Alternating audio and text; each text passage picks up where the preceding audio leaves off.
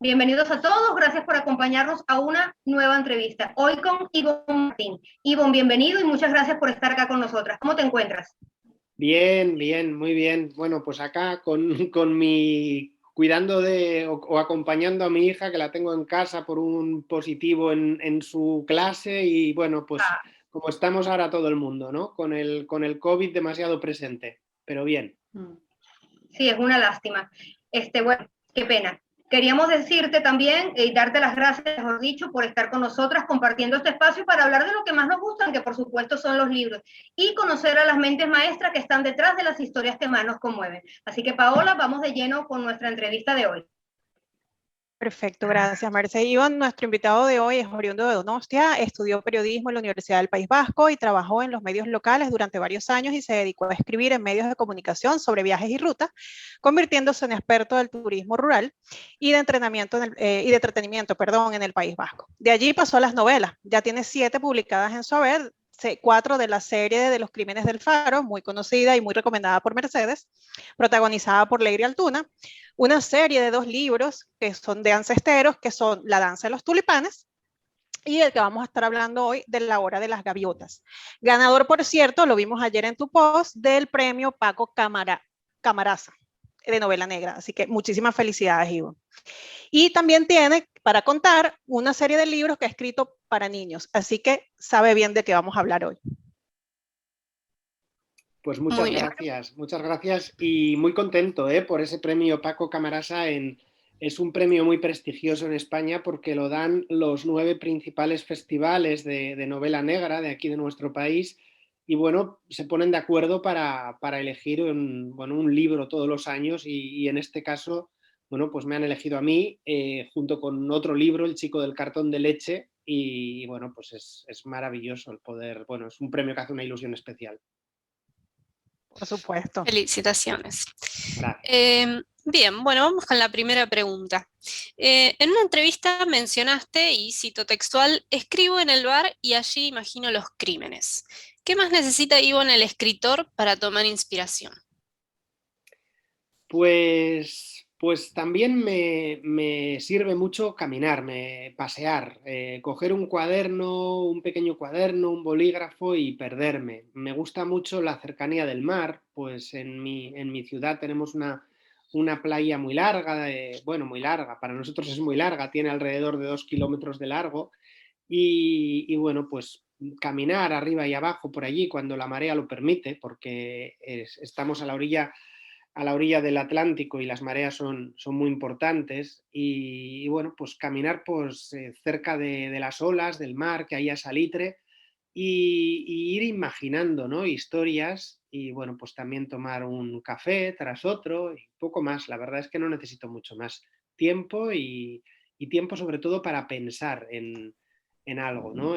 No estar en casa metido, salir, caminar y obligar a mi mente a estar solo metido en el caso sobre el que estoy escribiendo para, bueno, pues para no perderme, ¿no? Si estás con el móvil a un lado y historias, al final no te centras, pero si dejas todo y trasladas tu mente a ese escenario donde ha ocurrido lo que ha ocurrido y tratas de ubicar allí historias, bueno, pues las cosas van fluyendo bien. Muy Claro. bien, sí, suena como una buena inspiración.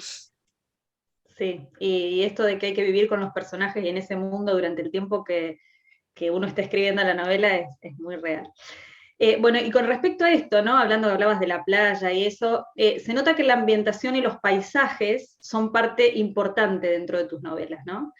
¿Considerás que es tan importante su desarrollo, o sea, el desarrollo del ambiente como el de los personajes dentro de una novela en general y el thriller en particular, ¿no? En este caso.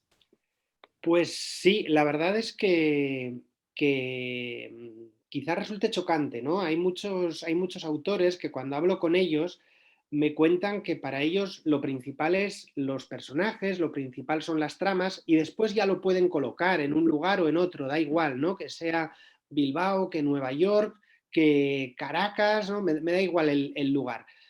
En mi caso, yo antes de ponerme a escribir una novela tengo que elegir un lugar que me sugiera historias, ¿no? Un lugar que me cuente. Ya de por sí que el paseo por allí me lleve a imaginarme pues algo. Y ese algo bueno, pues luego va a tener tanta importancia como ese lugar, ¿no? Pero para mí no hay novela sin escenario. Para mí el escenario es vital y una vez que tengo ese escenario todo va creciendo. Pero sí que si pongo en una báscula escenario, trama, personaje, yo creo que todo tendría un peso muy similar y creo que la trama es la base de una buena novela negra, pero creo que sin un buen escenario no tenemos, o por lo menos en mi caso no tengo la novela. Muy bien. Y en todos los 5 libros que he leído tuyo, los escenarios juegan un papel, afirmando lo que dices en este momento, bárbaro. Bien. Has escrito novela negra y novela histórica. Entonces, Ivonne, ¿qué lectores crees que son más exigentes a la hora de evaluar un libro?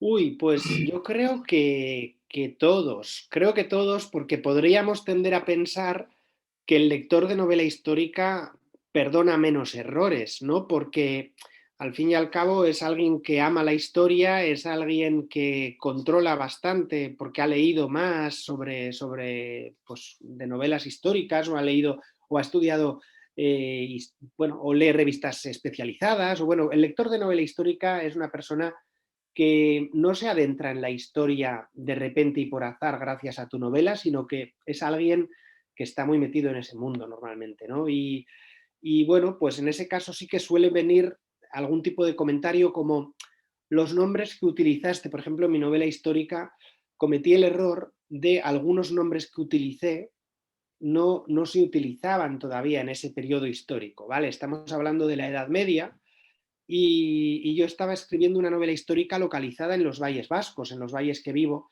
y era consciente de que los nombres que utilizaba no eran, no representaban la manera de hablar de aquella época histórica, pero me daba la sensación de que si utilizaba los nombres reales de aquella época iba a sacar al lector de la historia, porque iba a parecer que estaba en otro lugar, ¿no? Es una historia compleja, ¿no? En el País Vasco la mayoría de los nombres son nombres vascos y claro, en la Edad Media en el País Vasco todos los nombres eran castellanos. Entonces, si yo utilizaba todos nombres castellanos, para un lector vasco no se iba a sentir muy dentro de esa historia, ¿no? Entonces yo tenía un poco esa disyuntiva, no sabía muy bien cómo solucionarlo y opté por utilizar nombres que no se utilizaban en esa época. Bueno, fue un error garrafal. Los lectores de novela histórica no me lo perdonaron nunca y todavía hoy es el día que la gente me escribe cuando compra el libro para llamarme al orden por haber hecho aquello, ¿no? Entonces, en ese sentido, pensaría que los lectores de novela histórica no perdonan, pero por otro lado, el lector de novela negra también devora novelas negras, sabe mucho de policía, sabe mucho de la manera de actuar, sabe mucho de abogados, de pleitos, y no perdonan ni media, porque a nada que metas la pata con cualquier, pues con colocar, por ejemplo, a mí me ocurrió en El Faro del Silencio, mi primera novela negra, localicé al forense, lo introduje en la comisaría, el forense trabajaba en la comisaría. Y claro, enseguida me llamaron gente relacionada con el mundo de la justicia y me dijeron, el forense nunca estaría en la policía, el forense forma parte del juzgado, es un funcionario judicial. Bueno, ya después lo corregí a futuro, ¿no? Pero es verdad que cualquier detalle que te parezca pequeño, siempre hay alguien que va a venir a corregírtelo. Yo creo que el lector no perdona, ni en histórica, ni en negra, ni en ningún tipo de novela. Muy bien. Efectivamente, a veces somos un poquito duros. Sí, porque yo creo, yo también como lector, ¿no? Si sabes de un tema y de repente alguien está escribiendo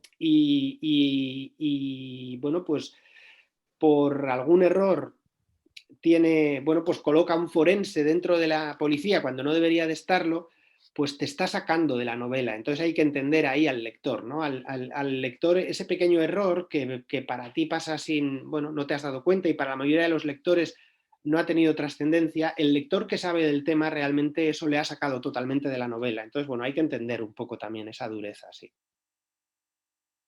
Por supuesto. Entonces, con respecto a la novela negra, para cerrar estas dos preguntas, ¿qué crees que es lo más difícil de construir? Pues para mí lo más difícil de construir en la novela negra es la trama. El escenario, el paisaje, lo tengo, me lo da la realidad, no tengo más que acercarme por aquí en la costa vasca a descubrir cualquiera de esos rincones que ya te susurran historias y saber pues trasladarlo al papel, ¿no? Yo a la hora de trasladarlo al papel yo suelo llevar a ciegos a visitar mis escenarios y me he dado cuenta de que el juego que tengo que hacer con los ciegos y con los lectores es el mismo. El lector no está viendo el lugar, el ciego tampoco. Tengo que contárselo sin ser muy pesado, pero tengo que contarle con muchos detalles qué es lo que está viendo para que pueda trasladarse allí, ¿no? A la vez tengo que intentar no ser demasiado repetitivo, quedarme demasiado en esos detalles, ¿no? Pero bueno, el paisaje en cualquier caso lo tengo. Los personajes, bueno, pues busco en mis amigos, busco en la gente de mi alrededor, busco en mis vecinos y los utilizo, ¿no?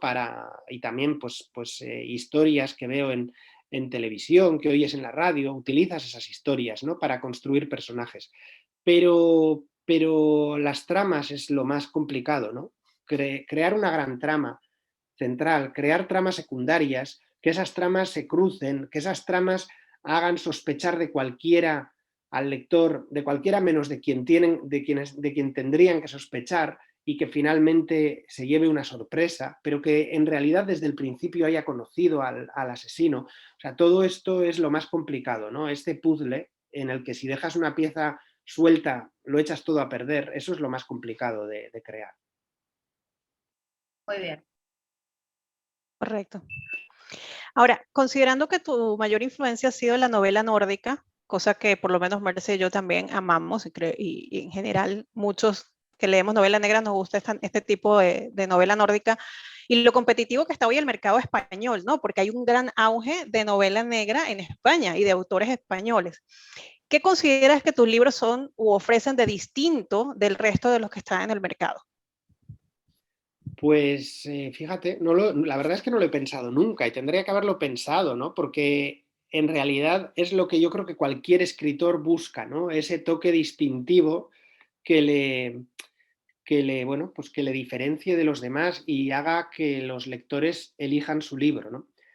Yo creo así a bote pronto que hay un punto fuerte en mis novelas que es el escenario que yo elijo.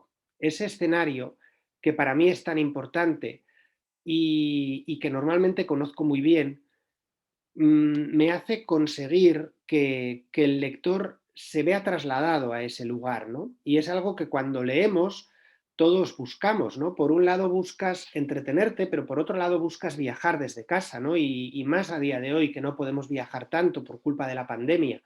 Entonces, mi sensación es que eso lo consigo relativamente bien, ¿no? Y es que el lector se sienta trasladado de repente a la costa vasca y se sienta, bueno, pues como que estuviera paseando realmente por este territorio, ¿no?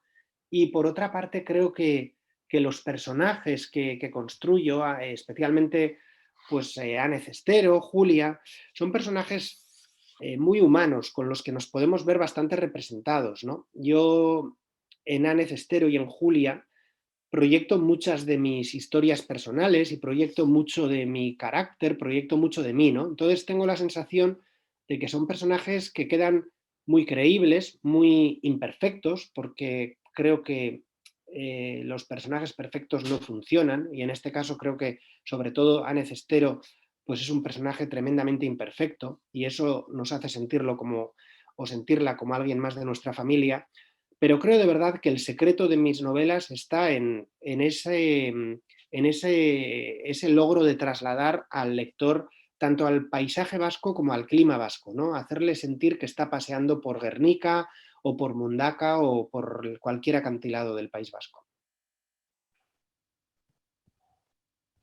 Bien, nos dejaste las ganas de viajar Sí. cuando podamos. Bueno, en otra entrevista mencionaste que el odio y la venganza se pueden desbordar, convirtiendo a una persona en un monstruo. Habiendo dicho esto, y también, o sea, teniendo en cuenta cómo abordás vos por ahí tus historias, ¿considerás que el asesino se hace y no nace? En mis historias el asesino siempre se hace. Es verdad que la psicopatía es, bueno, es una enfermedad de nacimiento.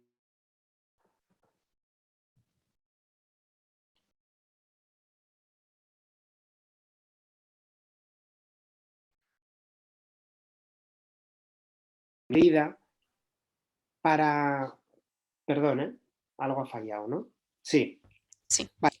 Vale. Decía que para mí el asesino se hace. Es verdad que de nacimiento pueden venir unos rasgos que, bueno, pues los percibimos en determinados comportamientos que puedes pensar, hay una psicopatía en esta persona, pero en cualquier caso yo creo que el asesino, y lo vemos generalmente en cualquier asesino de los que nos rodean, pues tiene un punto importante de las vivencias que le han llevado a, bueno, pues a actuar como está actuando, ¿no? Entonces, sin justificar, por supuesto, a nadie, pero normalmente detrás de un asesino hay, y a mí me gusta explotar eso, hay una gran historia de sufrimiento que le ha llevado pues a disfrutar arrebatando la vida a otras personas, ¿no? Entonces, a mí, de cara, claro, además a una trama novelesca, a una novela, me parece que hay que incidir siempre por ahí, ¿no? El asesino se hace, puede nacer con un punto, quizá una persona que no nazca con ese punto de psicopatía, le cueste más desarrollar ese instinto asesino, pero en cualquier caso el instinto asesino, bueno, pues surge por una infancia dura o por una serie de vivencias que han llevado a cada cual a actuar como actúa. Totalmente. De hecho, si uno se pone a analizar la historia de los asesinos más conocidos, siempre hay puntos en común. Hay cosas que se repiten en sus vivencias, sí, digamos. Sí. Y siempre está un punto normalmente de abandono en la infancia, ¿no? De una infancia no protegida, de una infancia desprotegida, de sufrimiento, de haber vivido cosas que no tenía, que no le correspondía haber vivido, ¿no? Es verdad que por mucho que una persona haya vivido eso, no tiene por qué convertirse en un asesino. Pero bueno, pues al final yo creo que ese puntito que termina de encender la mecha es necesario. Sí. Uno nos forma y nos transforma, totalmente. Bueno, Ivonne, con respecto a los títulos de tus libros, que son tan llamativos, ¿no? La danza de los tulipanes, La hora de las gaviotas, ¿de dónde surgieron estos títulos, especialmente para la serie de Anne Centero? Pues los títulos surgen, me hace una ilusión especial hablar de los títulos porque el título muchas veces es algo consensuado entre autor y editor, incluso a veces participan los departamentos de marketing de las editoriales, ¿no? Para buscar un título que realmente impacte, lo mismo que una portada.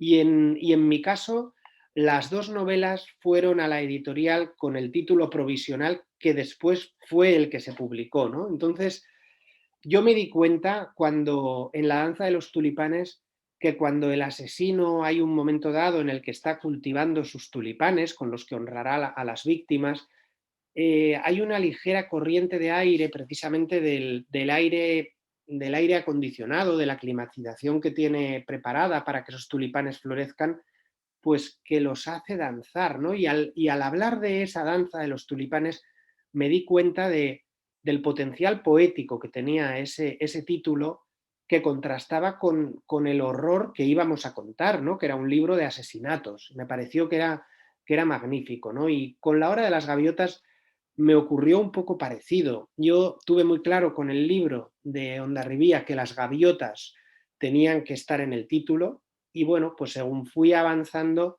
me di cuenta de esa manera de venganza, de esa manera de acabar con los cadáveres que tenía el asesino, que se valía de las gaviotas, ¿no? Y entonces también pues la llamó en un momento dado La hora de las gaviotas y supe instantáneamente que ese tenía que ser el título de la novela. Y bueno, fueron a la editorial y desde la editorial las dos veces, la primera vez me dijeron, oye, muy buen título, y la segunda vez ya me dijeron, oye, pero qué bien titulas, porque es verdad que no suele ser habitual que el título provisional del manuscrito sea con el que se publica el libro finalmente, y bueno, pues en este caso ha sido así. Qué bien. Muy buena Creo elección. que han Son sido muy buenos títulos títulos. acertados, igual que las portadas, ¿no? Las portadas, aparte del colorido que tienen, son bastante acertadas. Sí, sí, a mí las portadas me gustan mucho. Me costó al principio en la portada de La danza de los tulipanes, yo nunca había, en ninguna de mis novelas había introducido una persona en la portada, ¿no? Entonces me resultaba muy chocante que hubiera una persona en primer plano y sí, obligué a hacer pruebas incluso quitando a esa persona y dejando solo la vista del mar bajo la lluvia, la ermita y demás, pero no, me pareció que era el toque turbador que daba esa portada, los colores.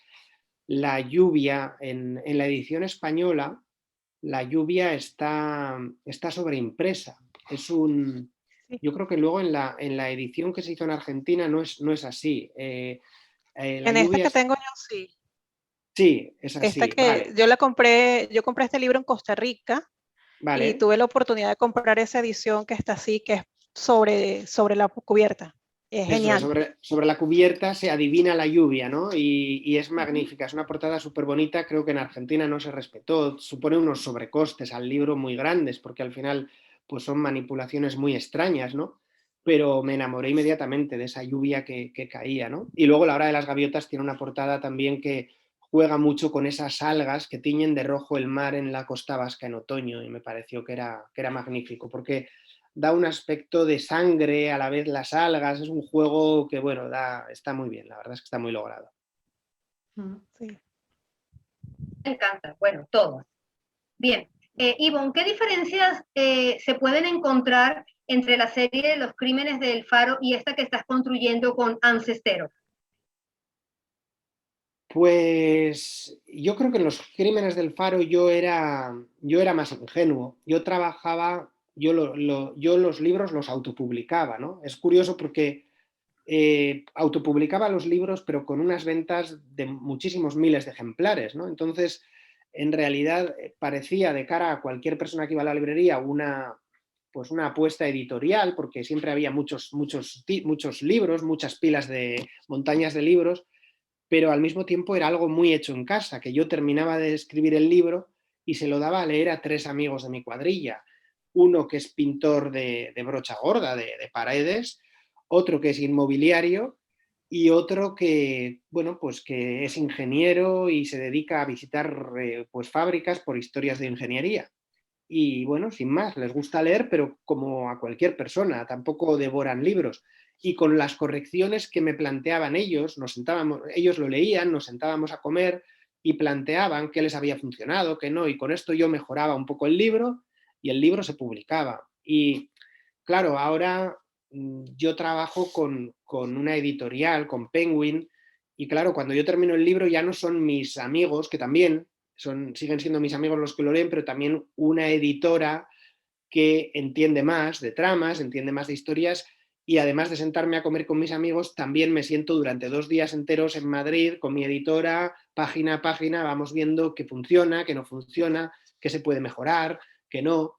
Y claro, todo eso yo creo que ha hecho que estos libros estén más trabajados, sean menos ingenuos, por así decirlo, ¿no? Los otros libros eran más, bueno, lo que acababa de salir de mi cabeza iba a la tienda, ¿no? Y en este caso, muchas veces después de hablar con mi editora y con mis amigos, dedico 3, 4 o hasta 5 meses a cambiar muchas veces hasta todo el orden del libro para que el libro funcione mejor, ¿no? A nivel narrativo. Solo leyendo la serie de los crímenes del Faro se puede hacer eco de esta observación de Ivonne para ver la diferencia entre esa primera pluma con esta. Yo la puedo decir que sí se nota lo más trabajado, Ivonne. Sí, sí, yo creo que es evidente, ¿eh? Yo creo que es evidente, Mercedes. Los libros, al fin y al cabo, los sigo escribiendo yo y los sigo corrigiendo yo, pero claro, con más opiniones y con además una opinión más profesional, ¿no? De alguien que lleva toda la vida trabajando con novelas de todo tipo y que, bueno, pues no tiene ningún problema para decirme, Ivonne, esta trama secundaria que planteabas yo creo que falla. Pues yo luego me siento, pienso a ver por qué falla esa trama y valoro si esa trama tiene que desaparecer, tiene que crecer, tiene que, bueno, ver cómo mejorarlo, ¿no? Pero sí, por otro lado, es terrible trabajar así, porque para mí antes, cuando terminaba un libro, el libro ya iba pues a impresión prácticamente, y ahora cuando termino un libro, después me vienen muchos meses de trabajo para mejorar ese libro, ¿no? Y bueno, pues es un trabajo que muchas veces, ahí es cuando ya te llevas los personajes y las tramas a casa todo el día y estás dándole vueltas a ver esto que falla, cómo lo voy a arreglar, cómo lo voy a mejorar, ¿no? Anne y Julia vamos ya entrando en los personajes, son dos mujeres totalmente diferentes, ¿no? Una es un tanto visceral, con una personalidad arrolladora, la otra es hasta cierto punto más sutil y empática. ¿Esta fue tu intención original de crear este yin yang protagónico femenino? Sí. Este fue, de hecho, mi primera intención con La danza de los tulipanes fue irme a una novela coral en la que hubiera 4 protagonistas, ¿no? Que tuvieran el mismo protagonismo los 4 policías. Pero enseguida me di cuenta de que los 2 personajes femeninos me crecían, mientras que los personajes masculinos, Aitor y Chema, se quedaban un poco diluidos, ¿no? Y bueno, pues ya seguí incidiendo y ya me volqué en desarrollar los personajes femeninos. Y sí, me gusta ese juego en el que ellas se llevan de maravilla, pero al mismo tiempo son muy diferentes. Quizá también por eso se llevan de maravilla. Y además, os decía al principio, yo reflejo mucho de mi carácter en ambas. O sea, yo por un lado me gusta mucho el yoga, la meditación. Todos los días después de trabajar después de escribir, remato el día bañándome en el Atlántico, todos los días, en verano en el Mediterráneo y en invierno en el Atlántico. Y tengo ese contacto con el mar que necesita Julia, ¿no? Pero al mismo tiempo tengo ese punto anecestero en el que ella, bueno, pues es mucho más visceral y me veo mucho más representado cuando ella actúa a nivel policial, bueno, por encima de los protocolos. Ella actúa porque tiene que solucionar el caso, porque ella cree en esa justicia al precio que sea. Yo me veo mucho más representado ahí, ¿no? Entonces yo tengo ese punto ese pronto que a veces me gustaría contar más hasta 10 que tiene Anne Cestero, y por otro lado tengo ese punto más zen que tiene Julia, ¿no? Entonces, bueno, he jugado a desdoblarme y ponerlo un poco repartido entre los 2 personajes. Bien, en La hora de las gaviotas hay una continua referencia al feminismo y también yendo a esto que decías de que buscas la justicia y demás. ¿Consideras que la novela constituye un medio para un fin que sirve para exponer las injusticias y la desigualdad que todavía hoy en día existen? Sí. Y de hecho creo que bueno, para mí yo es algo en lo que desde siempre, ¿no? He estado bueno, he tenido contacto cercano con problemas de malos tratos, y es algo que me horroriza terriblemente, ¿no? Entonces, el mundo machista me parece que todavía a día de hoy es dominante, ¿no? O sea, es terrible.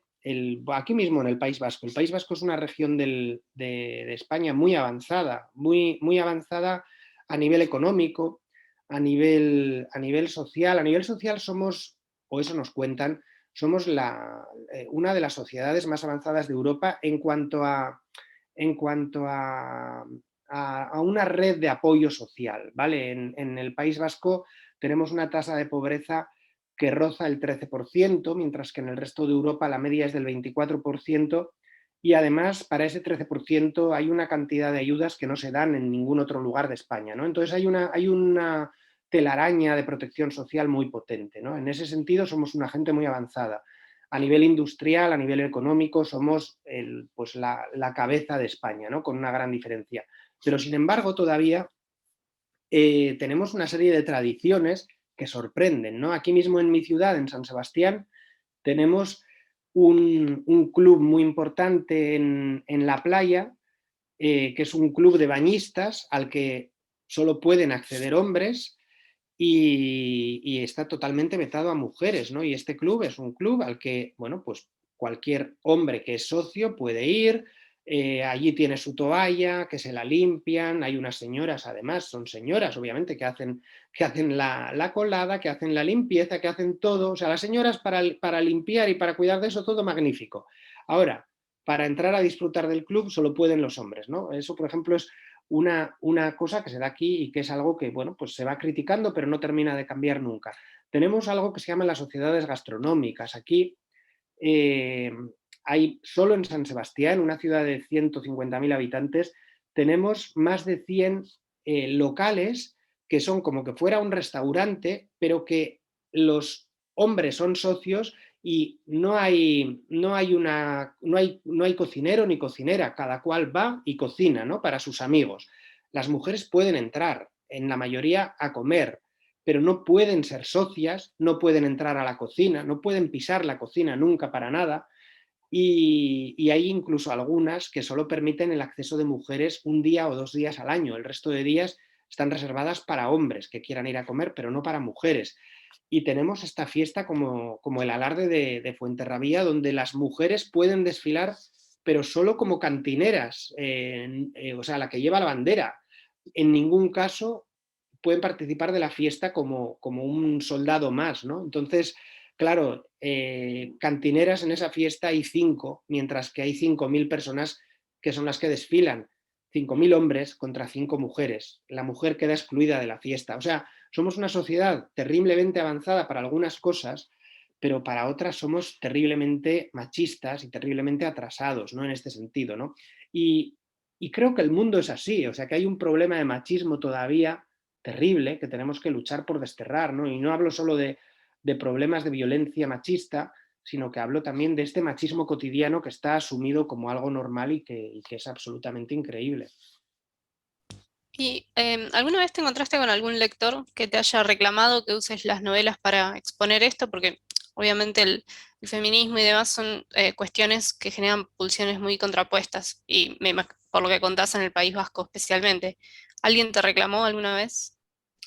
No, no hay nadie que me lo haya reclamado, pero por ejemplo sí que hay, bueno, un agradecimiento por parte de policías que trabajan en violencia de género y que además están, pues, bueno, viven con muchísima frustración porque están trabajando, bueno, aquí lo publicitan siempre mucho, supongo que en cualquier lugar del mundo, que la policía hace mucho contra la violencia machista, pero en realidad aquí en el País Vasco un solo policía lleva 120 y pico o 130 casos de mujeres que están amenazadas de algún modo, ¿no? Con lo cual, ¿qué tipo de protección puede dar ese policía? Viven tremendamente frustrados esas situaciones, ¿no? Entonces, por parte de policías de a pie, nunca de policías de arriba, pues hay un agradecimiento por hablar de este tema, por mencionarlo, por darle un poco de luz.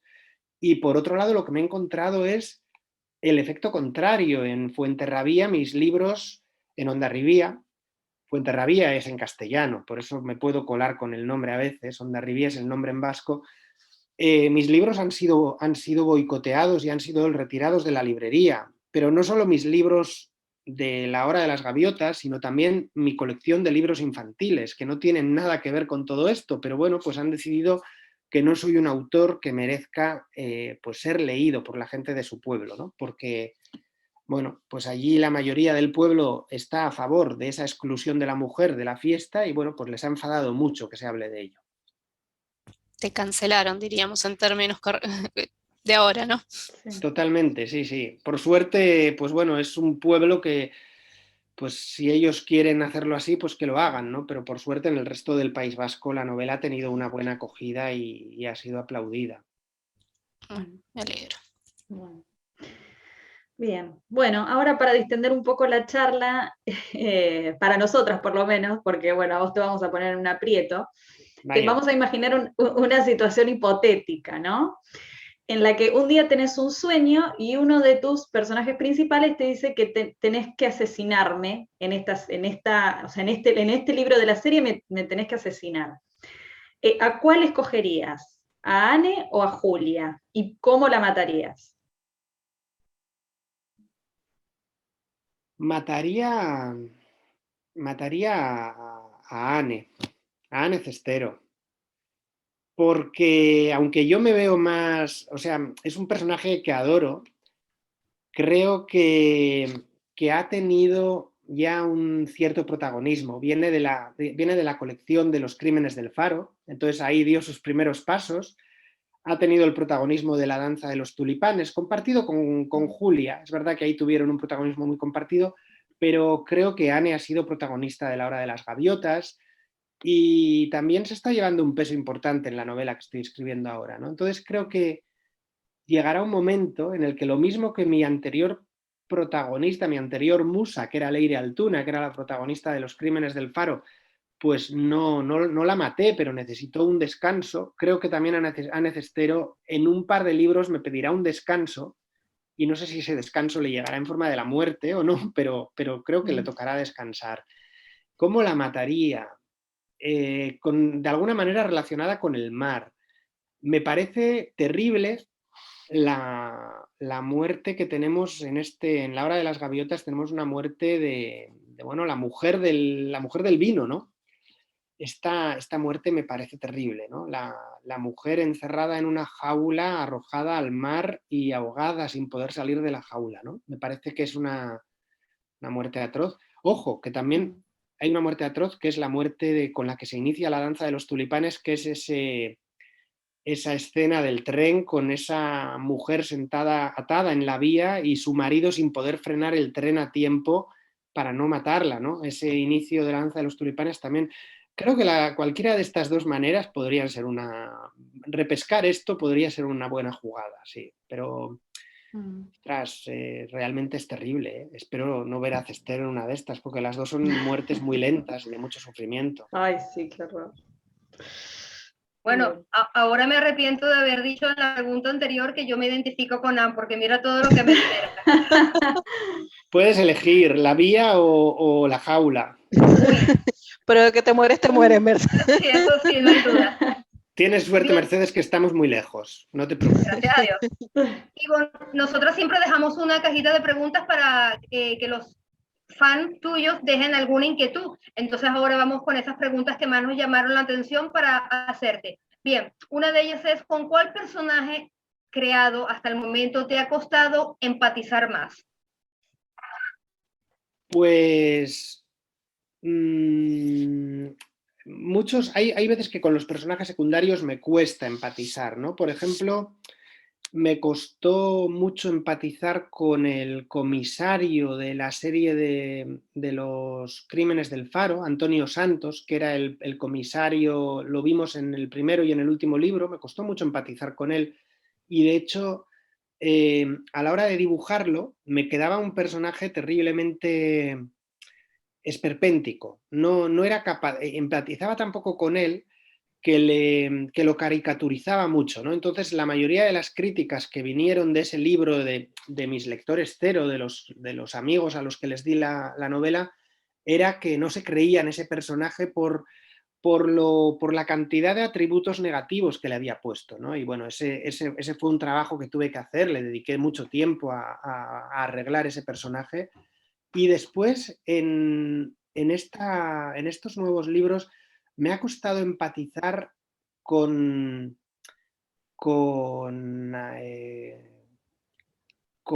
Chema en La danza de los tulipanes y luego con este compañero que les han impuesto también, ¿no? Que ha venido ahora impuesto en La hora de las gaviotas y que venía impuesto por el comisario Izaguirre, ¿no? Por el oficial Izaguirre, y que, bueno, pues también lo tenían ahí integrado en la unidad de homicidios de impacto. O sea, yo veo que cuando me salgo del núcleo Anne Cestero, Julia, Aitor, Madrazo, me cuesta empatizar con los demás, ¿no? Sí, bastante más. Y eso se refleja después en nosotros los lectores, porque realmente esos que has nombrado cuesta que uno se enganche con ellos. Pero bueno, forma parte de los libros. Sí, lo entiendo, pero también me gustaría mejorar un poco ese aspecto, ¿eh? Creo que estaría mejor que a veces tengo la sensación de que a la hora de construir personajes les busco demasiadas pocas aristas. Son personajes muy redondos que no tienen no tienen sombras o que solo tienen sombras, ¿no? Entonces, en ese caso sí que tengo que intentar cuidar más ese detalle de, bueno, lo mismo que Anne Cestero es imperfecta, pues que estos personajes que a veces pongo o que invento, creo, de manera que sean un poco contrapunto, pues que también tengan algo que caiga bien al lector. Y a veces creo que mi sensación haciendo autocrítica es que no siempre lo consigo y creo que tengo que trabajar más esto. Bueno. Y otra pregunta que nos dejaron es, ¿qué es lo mejor que te ha pasado en tu camino literario y lo peor que has vivido en este trayecto de darte a conocer a los lectores, ¿no? Pues mira, de lo peor yo creo que ya hemos hablado y es esa reacción tan mala en el pueblo de Hondarribía, porque cualquiera que haya leído La hora de las gaviotas habrá sentido ganas de darse un paseo por allí. O sea, a nivel turístico el apoyo al pueblo es espectacular porque no hay nada que te despierte más las ganas de viajar que un libro que está localizado en un lugar que realmente es atractivo, como es Hondarribía, ¿no? Entonces, me parece tremendamente injusto pues cómo se ha tratado el libro a nivel local. Hablan de que en mi libro se menosprecia a la gente del pueblo, han empapelado el pueblo con carteles pidiendo el boicot a mi libro, pero además explicando de que no solo hablo del alarde, sino que también a la hora de hablar de los lugareños, cuando están en la lonja del pescado y demás, pues que se ve el desprecio que tengo hacia ellos, cuando es todo lo contrario. Yo intento hablar del mundo de la pesca, del mundo del submarinismo, del chacolí, de todo esto, pero desde el cariño que tengo a ese pueblo, desde el momento que yo he elegido Hondarribía para ir a escribir un libro, es porque es un lugar que me encanta y que quiero compartir con mis lectores. Entonces, en ese sentido, eso es lo peor que he vivido, ¿no? Este boicot al que no encuentro sentido, ¿no? Pero que no se basa más que en la sinrazón de un grupo demasiado grande de gentes que quieren seguir perpetuando la exclusión de la mujer de su fiesta y que han descubierto que cuanto más se hable de eso, más difícil lo van a tener porque más gente va a estar mirando lo que hacen, ¿no? Es más difícil humillar a las víctimas si hay gente mirando, vigilando, para ver si realmente están humillando a las víctimas, ¿no? A ver quién el año que viene levanta un plástico negro cuando hay 100.000 personas que han leído un libro en el que se está hablando de que eso ocurre. Bueno, pues es más difícil hacerlo. Entonces yo creo que es ese miedo el que les ha llevado a hacer esto, ¿no? Y por otro lado, en el lado positivo, pues hay muchísimas situaciones, ¿no? Pero para mí la mejor situación es pues el encuentro con los lectores, ¿no? Lo que puede ser lo que estamos haciendo hoy aquí y muy especialmente las visitas a ferias. Cuando voy a ferias, cuando voy a librerías y ves la cara real de quién está al otro lado, ¿no? Porque cuando tú vendes un libro, pues a ti te van a pagar unos derechos de autor y no sabes más. Recibes unos derechos de autor que si has vendido muchos libros serán muchos y si has vendido poco serán poco. Pero claro, es maravilloso poner cara a quien está detrás de esos derechos de autor, ¿no? ¿Quiénes son tus lectores? ¿Qué opinan? ¿Qué han disfrutado? ¿Qué tirón de orejas te quieren dar si es que te lo tienen que dar? Esto es maravilloso, ¿no? Las relaciones que han surgido a partir de los libros es una... Bueno, para mí es lo mejor en toda esta aventura. Muy bien. Bueno, como lectora te puedo decir que a mí me gustó mucho tu novela y los personajes en especial. Muchas gracias. Bien, Iván, y si tuvieras la oportunidad de encontrarte la lámpara mágica, frotarle y que saliera un genio, ¿cuáles serían tus 3 deseos? Pues mis 3 deseos serían difíciles. La verdad es que no me lo he planteado nunca tampoco, pero me gustaría... no aspiro a gran cosa, no aspiro a que me den un gran premio, ni aspiro... me gustaría a nivel laboral poder seguir dedicándome a escribir, poder seguir viviendo de la escritura, no quiero grandes lujos ni grandes ventas, pero sí lo suficiente para poder levantarme por la mañana y ponerme a escribir, que es lo que me gusta. Me encantaría poder hacer eso.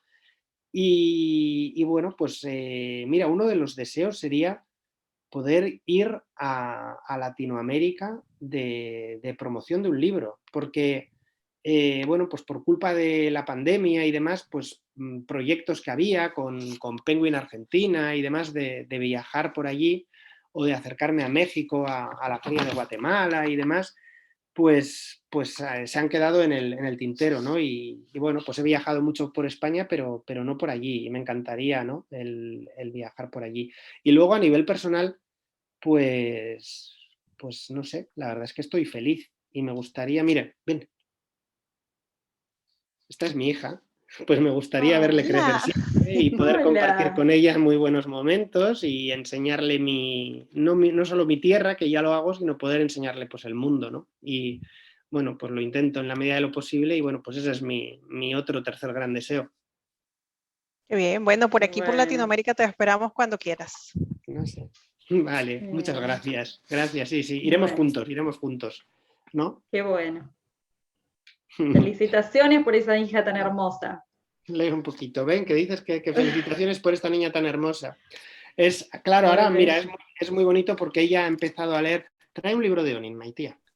Ella ha empezado a leer los libros que hago yo para el público infantil. Y claro, es muy bonito cuando ves bueno, pues que lo que estás escribiendo para otros niños, pues también se lee en tu casa, ¿no? Y bueno, pues estos son mis Claro. libros infantiles. Sí. Y claro, son unos libros que vienen pues con muchas, bueno, pues como tiene que ser un libro infantil, ¿no? Con muchas ilustraciones y bueno, pues Sí. en este caso tiene un peso muy importante la mitología vasca y bueno, pues por aquí funcionan muy bien y bueno, pues también en casa. Qué bueno, qué bueno. Genial. Bueno, y nos mencionaste hace un rato que, bueno, a Sestero la volvías a poner, o sea, estabas trabajando con ella en un nuevo libro, ¿verdad? ¿Qué nos podés contar acerca de ese proyecto? ¿Cómo vas con eso y para cuándo considerás vos que podemos llegar a recibir ese trabajo? Pues, ¿cómo voy con eso? ¿Cómo voy con eso? Me gustaría decirte otra cosa, pero todavía no voy todo lo bien que me gustaría ir. Sí Ujú, que por cómo voy, yo creo que podemos estar hablando de que de aquí a un año más o menos lo tendremos. ujú, Teniendo en cuenta que La Hora de las Gaviotas salió en enero, pues me imagino que salió en enero en España, después ya en Argentina salió ujú, mucho más tarde. sí, Yo creo que podemos estar hablando de que en enero del año, que no de este, del que viene, ya mm, tengamos la novela. Pero es verdad que es una novela que me está costando más de lo que me gustaría, porque me planteaba salir de lo que es la costa vasca, ¿no? Entonces he intentado dar un salto al interior, hacer una historia más relacionada, en lugar de con marineros y mundo marinero y con el salitre, más vinculada con el pastoreo, con el reino del caserío, el reino de las montañas, con la mitología, las leyendas, con los bosques, pero me está costando ese punto de alejarme del salitre. O sea, me estoy dando cuenta que ese punto Julia que tengo, pues me está costando una barbaridad, ¿no? Entonces, pues no sé, en ello estoy. De hecho, tengo la historia que estoy construyendo, está más o menos a mitad de escritura, pero tengo otra que va creciendo que vuelve a la costa, ¿no? Entonces estoy en ese punto en el que no sé si agarrarme a una o agarrarme a la otra, ¿no? Entonces está todo totalmente en construcción. Creo que las dos son historias muy potentes y la que no haga primero la haré después, pero bueno, estoy ahí todavía, un poco bien. O sea, es un momento bonito y dulce porque todo va muy bien, pero al mismo tiempo un momento de romperme la cabeza. claro. Y sí, Y porque bueno, sabes, perdón, perdón, algo nuevo adelante. que estás explorando, sí, sí. Bien, no, no, eso, Pau.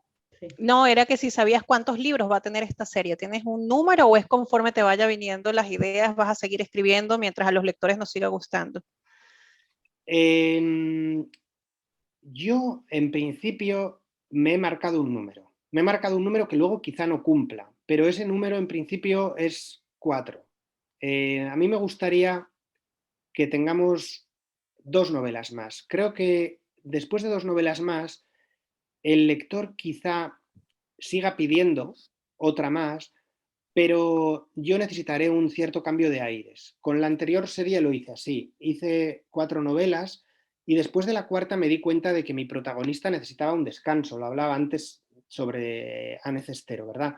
Y ahí es cuando cogí y aproveché ese personaje que era secundario hasta entonces, que era el de Anne Cestero, y creé una historia nueva alrededor de ella, ¿no? Y el lector que me pedía más Leire Altuna, pues terminó enamorándose también de Anne Cestero y disfrutando de las historias de Anne Cestero. Pero tengo la sensación de que si vamos a más de 4, yo me voy a cansar, las cosas no van a salir tan bien como tendrían que salir y también el lector va a notar cansancio. Me parece que 4 es un número bueno para decir ahora quizá vuelvo a hacer lo mismo y haya un spin-off, haya un personaje que salga ya a partir del cual creemos un universo. Quizá no lo sé, pero yo creo que 4 es un buen número, sí. Bien. Muy bien. Ivonne, estamos llegando al final de la entrevista, pero antes nos gustaría que le dejaras un mensaje a todos tus lectores fieles y otro mensaje a aquellos que todavía no han tenido la dicha de leerte. Pues a mis lectores fieles les quiero dar las gracias y les quiero mandar un abrazo, muy especialmente a todos aquellos lectores que no están a este lado del océano, que están como vosotras en aquel otro lado, ¿no? Me hace una ilusión enorme. El vasco siempre ha sido un gran emigrante. El vasco, bueno, hay muchísimos vascos por todo América, tanto en la zona de América del Norte, donde se dedican especialmente al pastoreo de manera histórica, y en América del Sur, donde, bueno, pues están por todos los ámbitos. De alguna manera siento que soy ese vasco emigrante, ¿no? De esta manera de, bueno, a través de los libros, de alguna manera yo también emigro hacia allí, ¿no? Y bueno, me hace una ilusión muy especial saber que hay lectores allá que leen algo de aquí y que consiguen trasladarse con la mente al País Vasco, a la manera de vivir de aquí y de ser de esta tierra, a nuestro clima tan hostil y tan desagradable, y también incluso a muchos vascos que están allí, que son emigrantes o hijos de vascos o de españoles, de gallegos, y que ahora leen mis libros y se sienten en casa, ¿no? Bueno, eso me entusiasma. Y bueno, a ellos, pues eso, darles un abrazo muy grande, decirles que ojalá algún día se pueda cumplir ese sueño de cruzar el charco y de vernos por allí. Y a los lectores nuevos que puedan surgir, pues bueno, les quiero animar a viajar conmigo. La Hora de las Gaviotas acaba de recibir el premio a la mejor novela del año en España y a la mejor novela negra del año, ¿no? Y bueno, la verdad es que no soy yo quien para echarme flores, pero es una novela con la que yo creo que tanto ella como La Danza de los Tulipanes o cualquiera de mis otras novelas, con la que en el momento que abres el libro, empiezas a leer, te va a costar mucho soltarlo, dejar de leerlo, pero al mismo tiempo vas a viajar, vas a estar en vilo en todo momento, pero vas a estar viajando y vas a estar descubriendo y paseando por unos paisajes que, bueno, pues que no son los tuyos, ¿no? Y que, bueno, incluso si son los tuyos, porque eres de aquí, los vas a disfrutar, porque vas a conocer todos los rincones cercanos. Excelente. Bueno, ojalá te hagan caso. Bueno, queremos agradecerles a todos por acompañarnos. No se olviden de darle like al video si les gustó, suscribirse al canal y activar la campanita para no perderse las futuras entrevistas, porque próximamente va a haber más autores. Y nuevamente gracias, Ivonne, por compartir este tiempo con nosotras. Muchísimas gracias a vosotras. Muchísimas.